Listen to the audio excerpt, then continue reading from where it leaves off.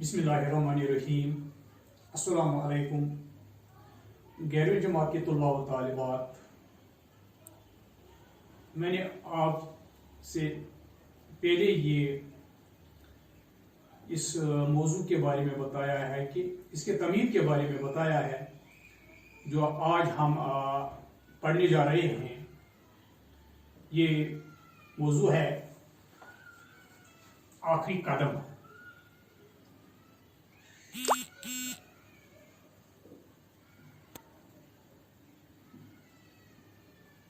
आखिरी कदम ये डॉक्टर जाकिर हुसैन का लिखा हुआ सबक है। इसमें डॉक्टर जाकिर हुसैन ने फनकाराना अंदाज में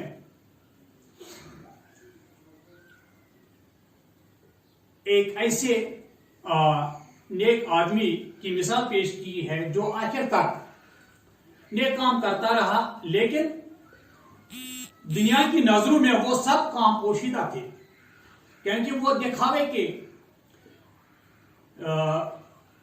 काम करने के बजाय आखिरी दम तक सब काम खुदा के लिए और लोगों की मदद के लिए करता था। आइए हम इस सबक को पढ़ेंगे। ये सबक मेरे पास जो किताब है ये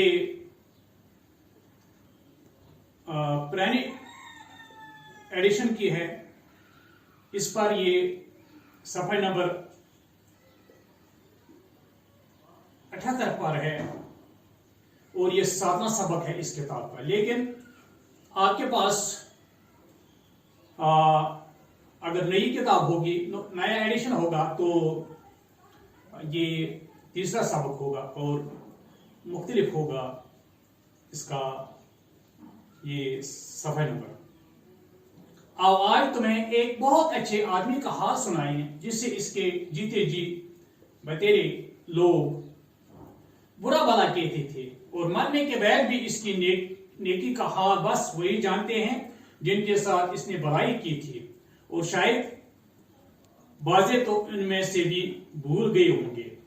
इस नेक आदमी के पास बड़ी दौलत थी, मगर ये इन लोगों में था जो अपने दौलत को अपना नहीं समझते बल्कि अल्लाह मियां की अमानत जानते हैं, जो बस इसलिए इनके सुपुर्द की जाती है कि इससे इसके बंदों पर सरफ करें। खुद इनकी उजरत यह है कि इसमें से ये भी बस मोटा जूता पहन लें और दाल दुनिया खाकर गुजर कर लें। हाँ, तो ये नेक आदमी भी अपनी दौलत से खुद बहुत कम फायदा उठाता था। एक साफ से मगर छोटे मकान में रहता था, गजी गाड़े के बहुत मामूली कपड़े पहनता था और खाने का क्या बताऊं, कभी चने चाव लिए, कभी मक्का की खेली खा ले। एक वक्त हंडिया चढ़ी तो 3 वक्त के खाने का इंतजाम हो गया। दोस्त अहबाब जिन्हें इसके हाल की खबर थी तरह तरह से इसे खेल तमाशों में रंगरेलियों में घसीटना चाहते थे, मगर ये हमेशा कुछ न कुछ बहाना करके टाल देता था। आखिर को सब में बड़ा कंजूस मशहूर हो गया। इसके दोस्त उसे मियां मक्खी चूस कहा करते थे। बैज दोस्त इसकी दौलत की वजह से जलते भी थे, वो इससे और भी छेड़ते और बदनाम करते थे, मगर ये दोनों का पक्का था बराबर छुप छुप कर चुपचुपाते अपनी दौलत से किसी न किसी मुस्तहिक की मदद करता ही रहता था, और इस तरह किसी ने हाथ से देता तो उल्टे को खबर न होती, और जबान पर जिक्र आने का तो जिक्र ही क्या, न जाने कितनी बेवाएं इसके रुपये से पलित हैं, कितने यतीम इसकी मदद से पढ़ पढ़ कर अच्छे कामों से ला गए थे, कितने मदरसे इसकी सखावत से चल रहे थे। कई शफाखानों में दवा का सारा खर्च इसने अपने सर ले लिया था, और हजारों दुखी बीमारों को बेजाने इसके रुपये से रोज आराम पहुंचता था। लेकिन यह मशहूर था वही कंजूस मक्खी चूस, दुनिया का कुत्ता, न अपने काम आए न किसी और के। कोई इस पर हंसता था, कोई खफा होता था, सब उससे बुरा समझते थे। आदमी के ताई देखो, दूसरों के हरदम बुरा कहने से जी दुखता है। इसके दिल को भी कभी कभी बड़ी ठेस लाती थी, जन लाता था। आंखों में आंसू बार बार आते थे, मगर फिर सब्र कर लेता था। इसके पास एक खूबसूरत सी किताब थी, चकना चकना मोटा कागज, नीले कपड़े की सबक सी जलद, पुश्ते पर सुनहरे हुर्फों में लिखा हुआ हिसाब अमानत। इस किताब में ये अपना पैसे पैसे का हिसाब लिखा करता था। जिसको कभी कुछ दिया था सब इसमें दर्ज था। कहीं कहीं कैफियत के खाने में बड़ी दिलचस्प बातें लिखी थी। ये सब बैत को लिखी गई थी। किसी यतीम को पढ़ने के लिए वजीफा दिया है, 15 साल बैत की तारीख देकर कैफियत के खाने में दर्ज है। अब अहमदाबाद में डॉक्टर हैं और वहां के यतीम खाने के नाजिम किताबों के एक कारोबारी को सख्त परेशानी के जमाने में 2000 रुपये दिए हैं। कई साल बाद कैफियत के खाने में लिखा है कि आज खत आया है कि उन्होंने रसूल अकरम सल्लल्लाहु अलैहि वसल्लम की सीरत पाक निहायत साफ और सादा जबान में लिखवा कर 1 लाख नुस्खे तलबा में मुफ्त तकसीम किए हैं। खुदा जज़ाई खैर दे।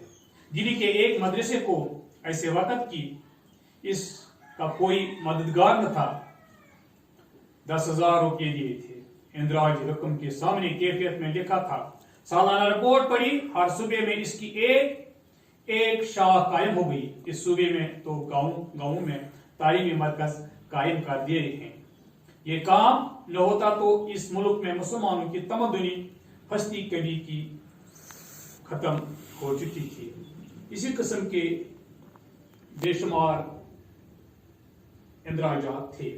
हाँ, यहाँ तक हमें कुछ नए अल्फाज भी आते हैं, जैसे कि एक लफ्ज आया धुन, माल, जायदाद, झंझलाना, गुस्सा होना, नाराज होना,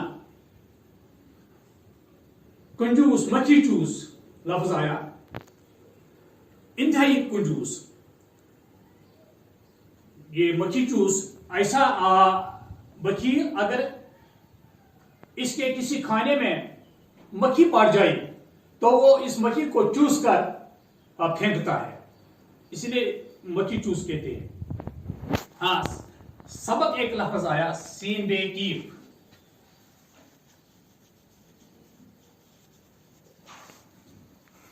हल्का,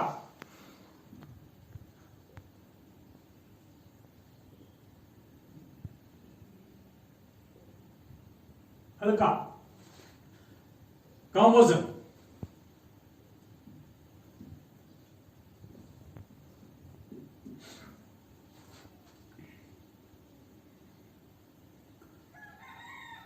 इसी तरह है कंजूस, बखील, तंग दिल, शूम को हम कश्मीरी में भी इस्तेमाल करते हैं। एक यहां आया रंगरेलियां हो गए ऐश अशरत। जब हमें इसको इस्तेमाल करना हो तो बेवकूफ लोग अपनी जिंदगी रंगरेलियों में गुजारते हैं। टाल देना, कोई काम दानिस्ता तौर न करना, या कोई बात सुननी अनसुनी कर देना, आज का काम टाल देना अच्छी बात नहीं। ये इस्तेमाल किया मैंने। दुन का पका इरादा रखने वाला। हाँ, आदिल दुन का पका है, इसलिए वो हर मरहले में कामयाब होता है। इस तरह से हमारा ये आज का सबक, आज का मौजू, सबक तो खत्म, मजमून तो खत्म नहीं हुआ, तो इंशाल्लाह कल आगे इसको हम पढ़ेंगे। यहां तक तो आज तकरीबन पहला हिस्सा जो है इसका, इस आखिरी कदम का, ये मुकम्मल हो जाता है। खुदा हाफिज।